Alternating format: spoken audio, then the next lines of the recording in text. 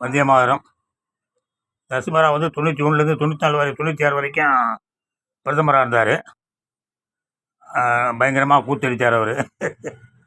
சந்திரசாமியோட சிஷ்யர் அவர். பெரிய பயங்கர கூத்தடித்தார். ரைட்டு, அதெல்லாம் கிடக்கட்டான். நதியே நதியே நதியே வா நதியே போன்னு சொல்லி ஒரு கட்டுரை எழுதியிருக்காரு நடராஜன்.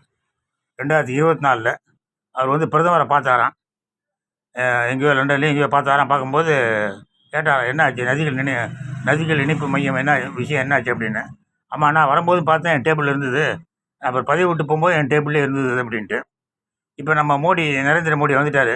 ஒரே நாடு ஒரே நாடு ஒரே நாடு அப்படின்ட்டு இருக்காரு. ஒரே நாடுன்னு சொல்கிறவர் நதிகளெல்லாம் இணைச்சு, எல்லா நதிகளையும் இணைச்சு ஏசி காமராஜ் ஒரு அற்புதமான திட்டத்தை கொடுத்துருக்காரு. வர்ற போகிற பிரைம் மினிஸ்டர்லாம் கொடுத்துட்டு இருந்தார் பாவம் அவர்.